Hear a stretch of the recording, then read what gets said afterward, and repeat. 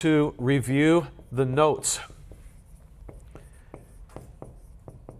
And what notes are we talking about here? Right, the previous notes from the last time you were in class. Most teachers, when they lecture, when that's their main way of teaching, when they come into the classroom, they put everything down, they might take roll, and then usually they don't review a lot, they just sort of hit the ground running right where they left off the time before. If it's been 5 days, if it's been a week since you were in there last time, it's really hard to remember what the teacher was talking about at the end of class, and as a result, there's hard to focus at the beginning. So if you were to spend 5 to 10 minutes before class, right before or earlier that morning or even the night before, just kind of remembering that, it helps. And then the other one that's part of that is previewing the textbook. And so if you have a teacher who lectures basically from the textbook, so every time you go there's a chapter covered, for you to spend 15 minutes before you go to class and become familiar with the main terms, the summary, all of that, it helps you when the teacher talks to start following them right from the beginning. It's kind of warming up your brain. And so these, again, might take a total of 20 or 30 minutes to do, number one, but it actually helps a lot when the lecture begins. So this is a very basic one, and there's a lot more that I could say about that, but I'm going to go ahead and move on. The second one on the list is something that I always explain to my students early in the semester, very early, and that is, when in doubt, write it down. That's my rule for note-taking.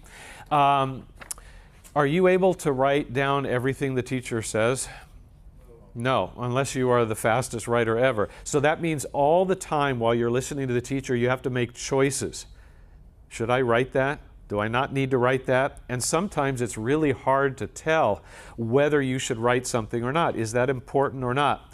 Some teachers are really good about telling you, this is really important, write it down. That's nice. But most teachers don't do that. They just talk. And so one of the reasons that you want to do these things is so that when you get to class and you listen to the teacher, you already have an idea of what's important in the book or what was made important last time, and then you can make good choices.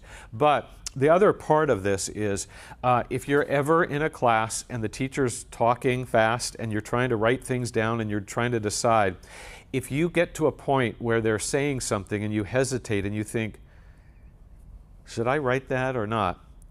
What's the best thing to do? Write it down. Okay, it's much better to make a mistake on the side of writing too much in your notes rather than not enough. And oftentimes in my class, I see students looking at me and paying attention to me, and so that's nice to see.